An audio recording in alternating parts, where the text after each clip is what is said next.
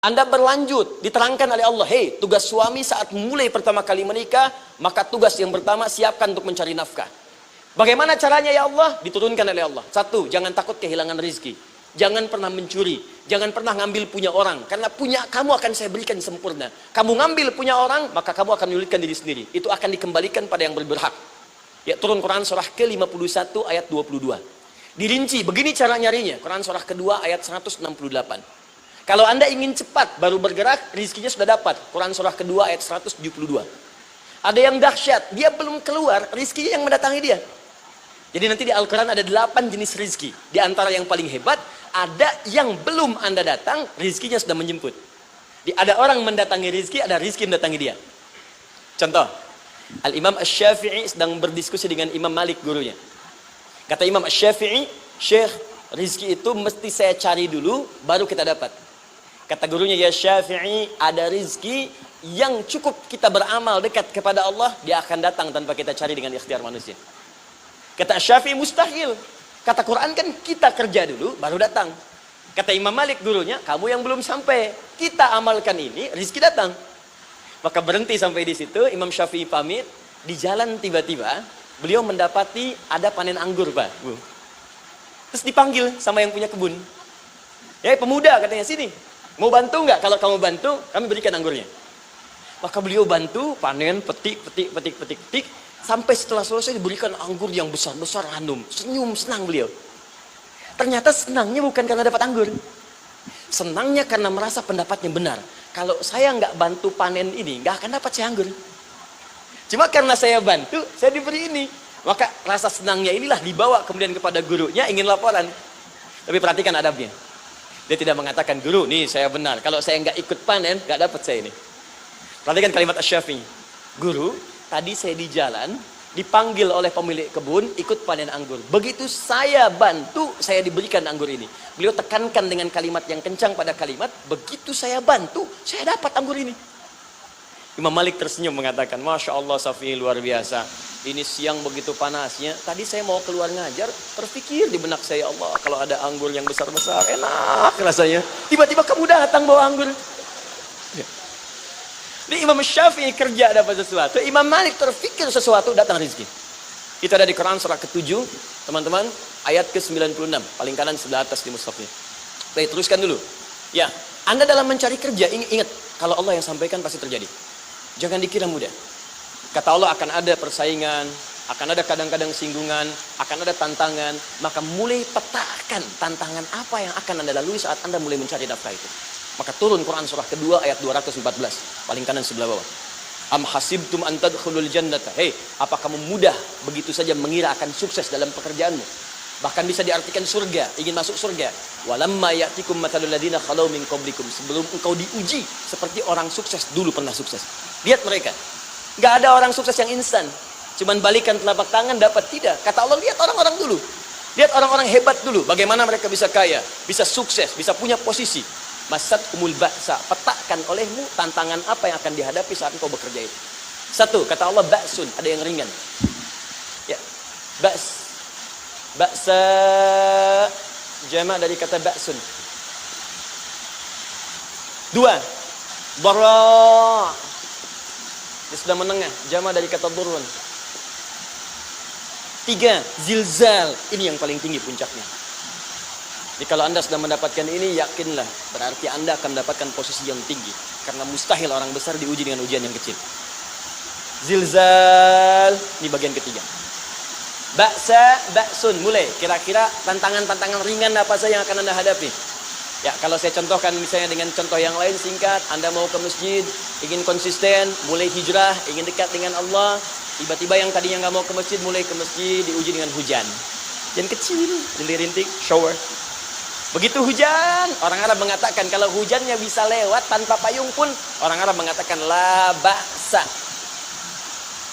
La ba'sa ini ringan. Orang kita sambungin, labas. Dari bahasa Arab lewat. Jadi kalau Anda mau berangkat nih, siap bekerja, siap hadapi tantangan. Kalau mau lewat hujan kecil, berarti itu tantangan kecil kita lewati. Macet, petakan, cari jalan yang kemudian sempurna, jalan yang kosong, buka Google-nya. buka Waze-nya, buka map-nya, cari. Kalau pada yang kecil aja belum kita lewati, bagaimana mendapatkan yang besar? Anda mau ke masjid, dikasih hujan kecil. Mau berangkat gak jadi. Papa, kenapa gak jadi? Hujan mah, kan ada payung. Takut riak. Tuh. Setelah itu darwa.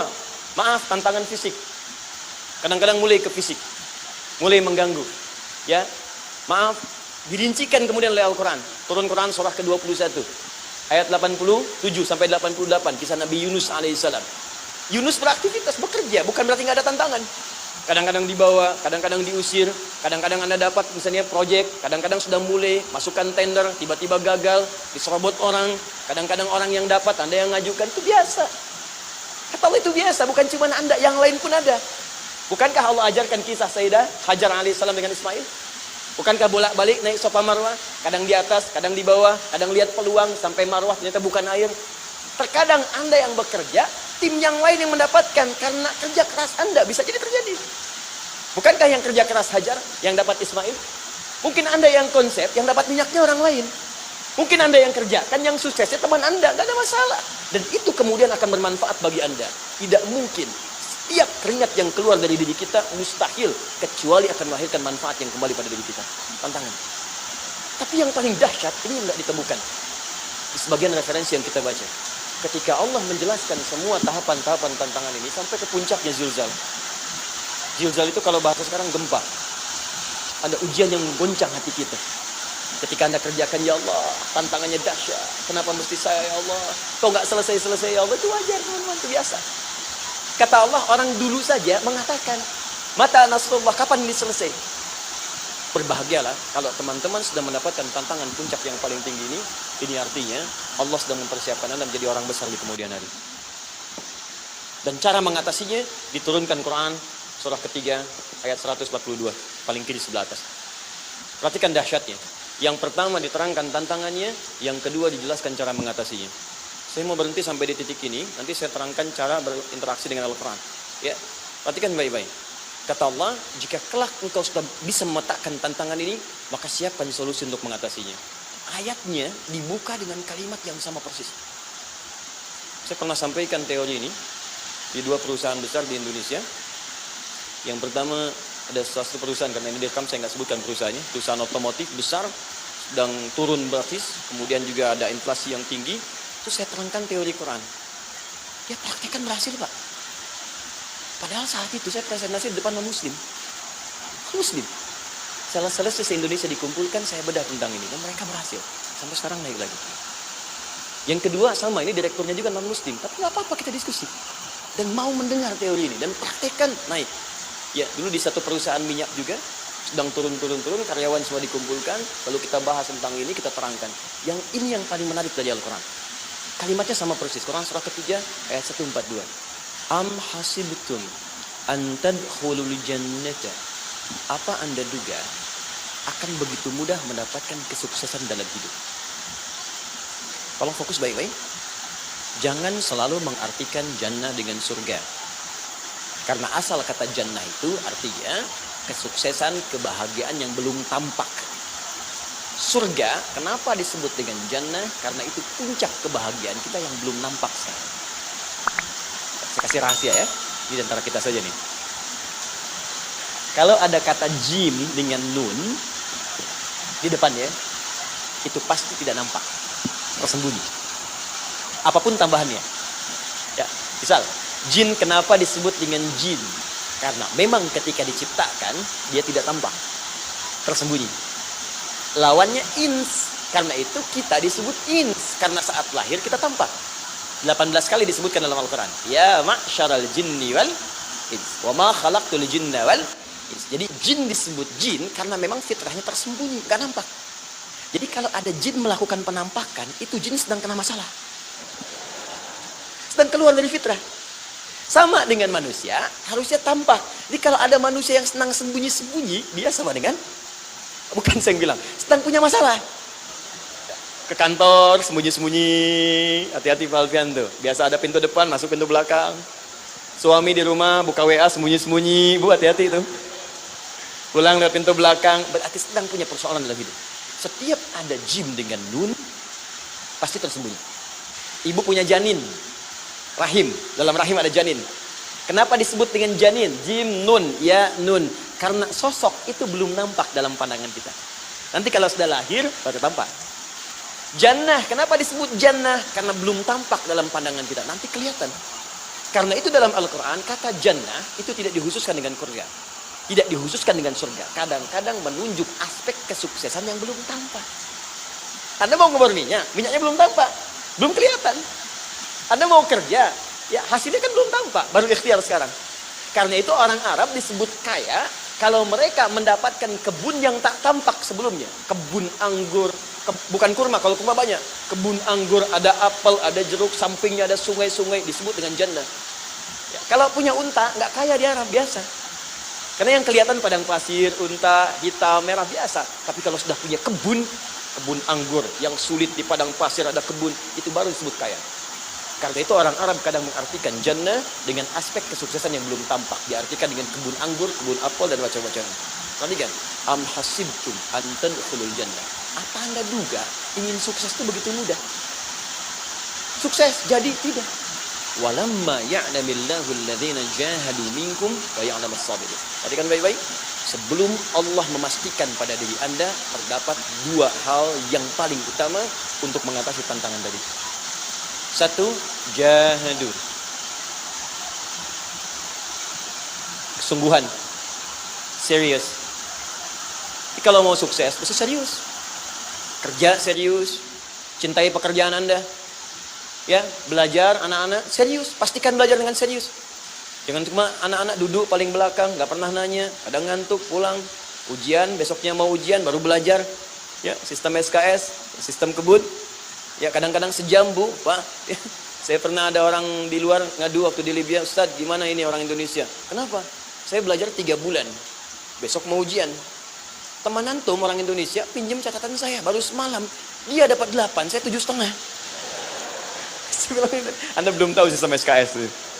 Baik, ya. Tapi itu bukan solusi. Begitu ujian selesai, ilmu lupa. Itu poinnya. Jadi kalau hanya sekedar ilmu dipakai untuk ujian, pada prakteknya nggak akan terpakai. Ini banyak anak sekolah sekarang hanya belajar untuk ujian saja. Padahal kalau dipraktekkan, kadang kaitan dengan agama tinggi, Bu. Pak, fisika itu dengan agama itu tinggi. Gaya F1 sama dengan F2, gaya gerak sama dengan gaya dorong. Gaya sedikit, maka keluarnya sedikit. Pukul kencang, bunyinya kencang.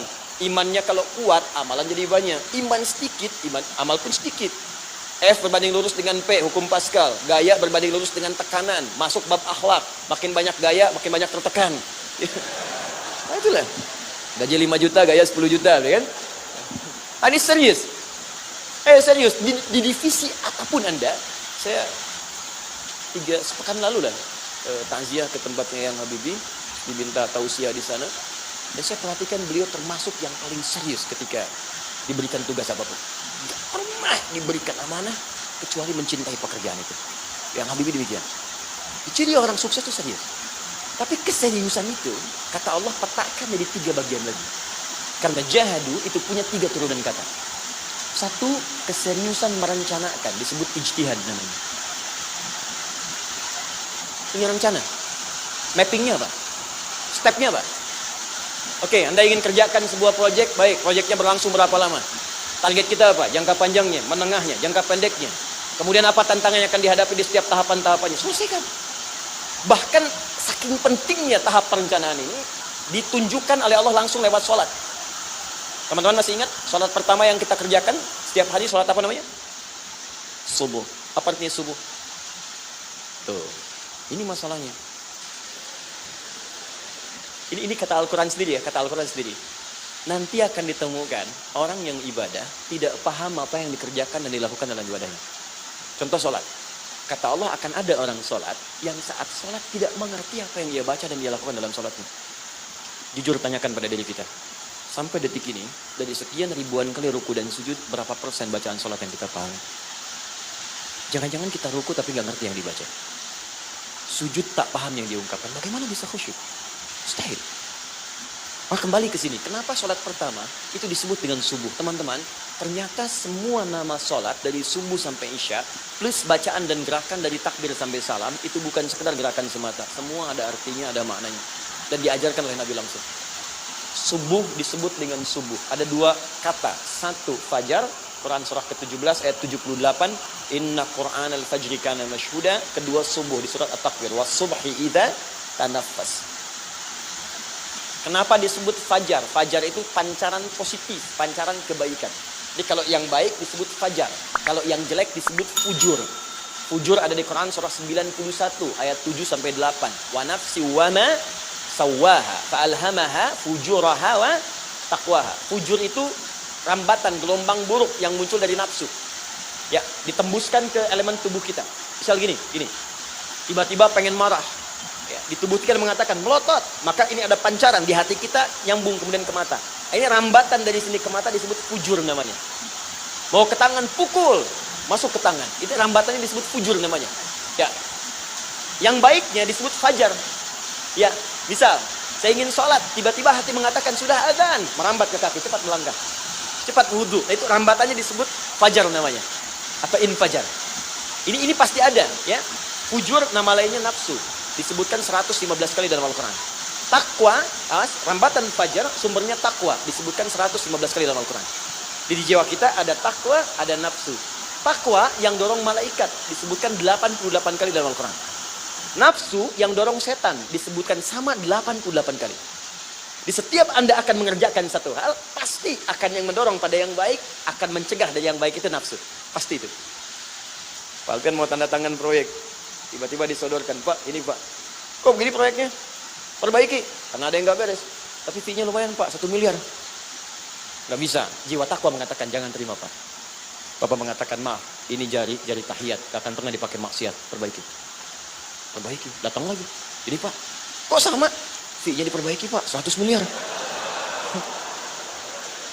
Nafsunya mulai berkata, terima. Takwanya bilang, jangan. Akhirnya beliau katakan, tangan tahiyat gak akan pernah dipakai maksiat. Tapi tunggu, saya istiqoroh dulu.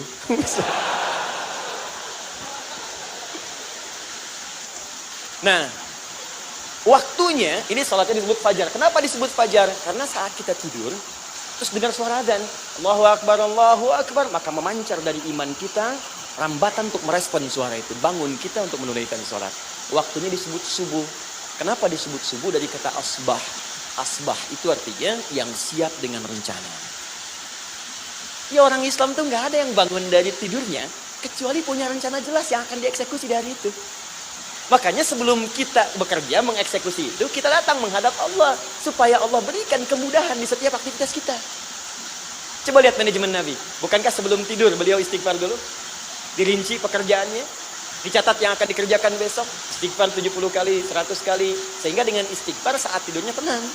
Coba kita biasakan. Ada yang baca Quran, ada yang istighfar. Kalau nggak percaya silahkan cek. Begitu Anda lakukan, tidurnya enak.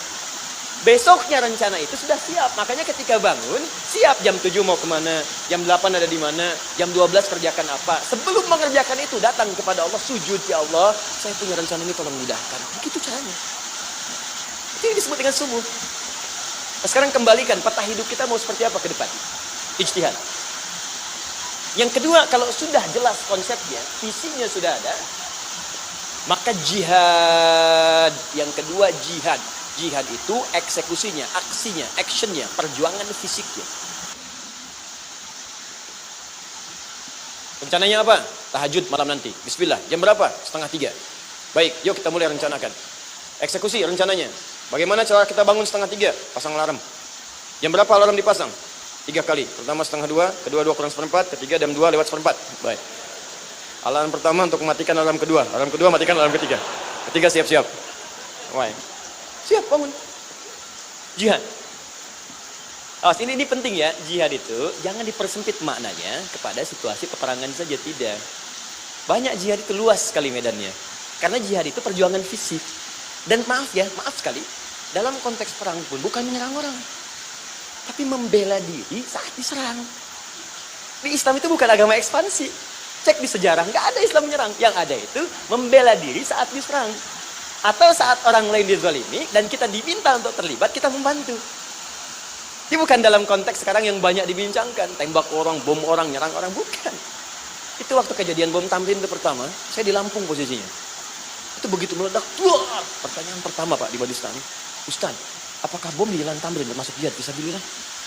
Saya bilang, Pak, sependek pengetahuan saya, jihad fisabilillah itu jihad di jalan Allah, bukan di jalan tamrin.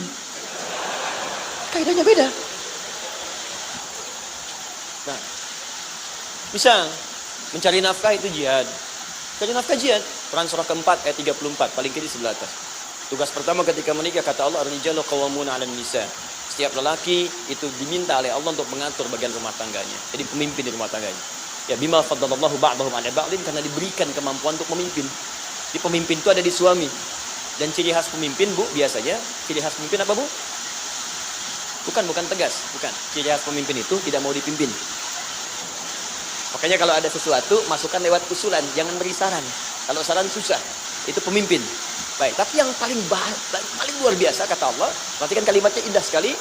Wa bima anfaqu min amwalihim. Saya berikan tugas untuk mencari nafkah. Ketika seorang lelaki bertugas mencari nafkah, ingat ya, konteks apapun, kalau perempuan nanti bekerja bukan nafkah poinnya. Bisa hobi, ya, bisa aktivitas, tapi nafkah kalau sudah menikah itu ada pada suami. Perempuan tidak. Kalaupun tidak dilarang perempuan bekerja, tidak. Sayyidah Aisyah mengajar, ada yang para sahabiah jadi perawat, ada yang pengajar. Banyak dulu sahabat Nabi yang perempuan mengajar. Ya, kan ada pelajaran-pelajaran khusus perempuan. Ya, ada bagian perawat, ada dokter. Ini kan yang ngandung perempuan, masa yang perisal laki-laki? Ya, ada bagian perempuan tertentu.